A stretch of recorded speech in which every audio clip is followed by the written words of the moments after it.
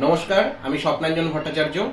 গতকালকে তোমাদের West Bengal public service কমিশনের তরফ থেকে পিএসসি মিসলেনিয়াস 2023 সালের সেই পরীক্ষাটা হয়ে গেছে এবং অনেকেই তোমরা মেসেজ করছো বা ফোন করে জানতে চাইছো যে এর এক্সপেক্টেড কাট অফ কত হতে পারে, কত নাম্বার পেলে তোমরা এই পরীক্ষাটার প্রিলিটা কোয়ালিফাই করতে পারবে। তো যেটা প্রথমেই বলবো, কাট অফ কিন্তু সরাসরি কোনো একটা বিষয়ের উপর নির্ভর করে না। কাট অফ বেশ কয়েকটা বা বেশ কতগুলি বিষয়ের উপরেই নির্ভরশীল। যেমন নাম্বার 1 হচ্ছে ভ্যাকেন্সি, নাম্বার 2 হচ্ছে কত বা কতগুলো সেখানে কঠিন প্রশ্ন এসেছে এই বিষয়ে। ভ্যাকেন্সিটা যদি আমি বলতে চাই, যে এবারের যে মিসলেনিয়াস পরীক্ষাটা হলো এটা কিন্তু 4 বছর পরে হচ্ছে।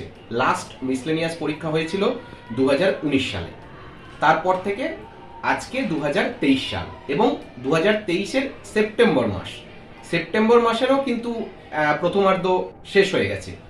তো যেটা দেখতে পাচ্ছি যে 4 বছর এবং তারও একটা শেষের দিকে, অর্থাৎ এতগুলো বছর পরে এটা ধরে নেওয়াই যায় যে রাজ্য সরকারের তরফ থেকে কিন্তু একটা বেশ ভালো সংখ্যক ভ্যাকেন্সি কিন্তু থাকবে এই পরীক্ষাটাতে।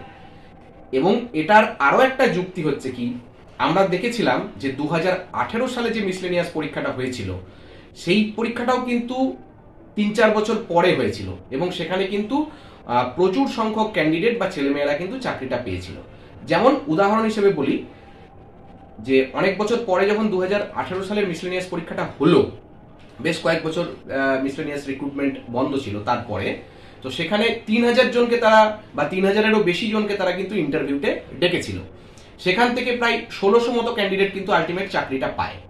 আবার ঠিক এর পরের বছর যখন 2019 সালের মিসলেনিয়াসটা হলো, ঠিক তার পরের বছর এখানে ইন্টারভিউয়ের জন্যই ডাকা হলো 1000 ক্যান্ডিডেটকে এবং আলটিমেট চাকরিটা পেল ওই 480 জন মতো। তাহলে বুঝতে পারছো যে এক এক বছর পরীক্ষা না হওয়া মানে কিন্তু একটা ভ্যাকেন্সি বিপুল সংখ্যক বেড়ে যাওয়া।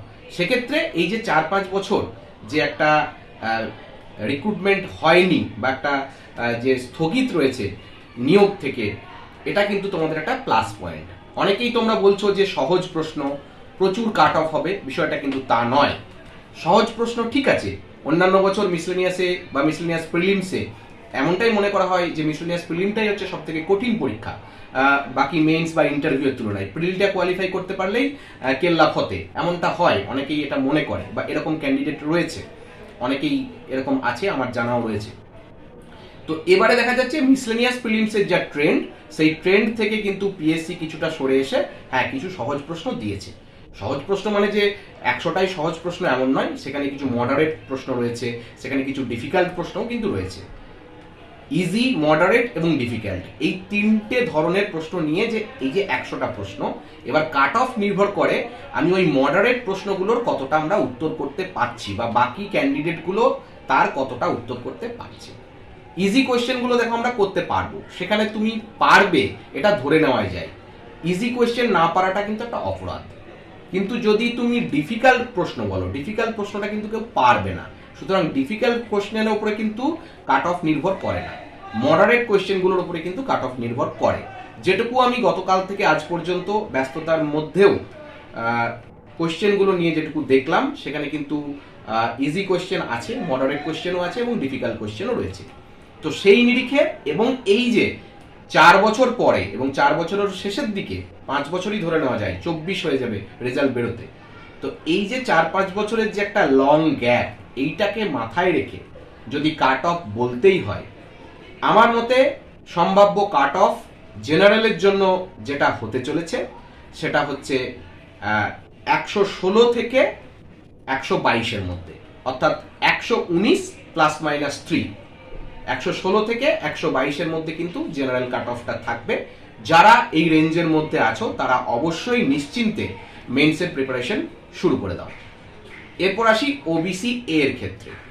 ওবিসি এর ক্ষেত্রে কাট অফ আরেকটু কমবে। ওবিসি এর ক্ষেত্রে কাট অফ যেটা আমার মনে হচ্ছে যে এই রেঞ্জটা ভ্যারি করবে, 109 থেকে 115-এর মধ্যে কাট অফটা থাকবে, অর্থাৎ 112 প্লাস মাইনাস 3।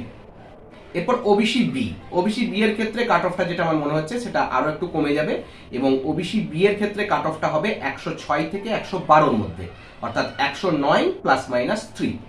এরপর আসি এসসি ক্যান্ডিডেটদের জন্য।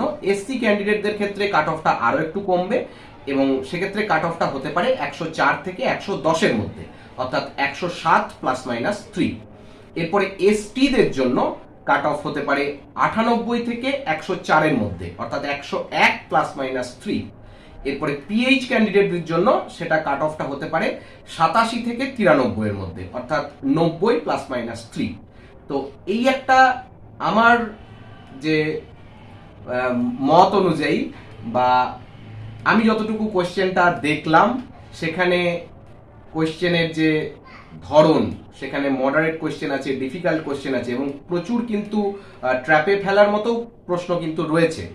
এবং সব থেকে বড় হাতিয়ার হচ্ছে যে এই 4 থেকে 5 বছরের একটা লং গ্যাপ।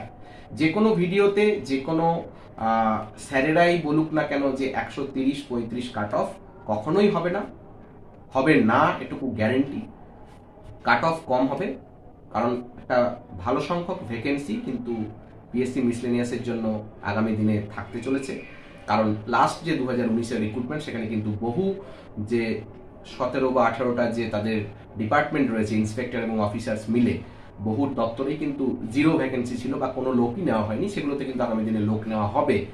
তো সেই রেসপেক্টে বলতে গেলে যেটা বললাম, এই কাট অফের মধ্যে যারা রয়েছে, যারা এটা ক্লিয়ার করতে পারছো বা যারা রয়েছে, তারা কিন্তু নির্দ্বিধায় মেন্সের জন্য প্রিপারেশন নাও। আগামী দিনে অবশ্যই তোমাদের ভালো দিন অপেক্ষা করে আছে। ভালো থেকো, ধন্যবাদ, নমস্কার।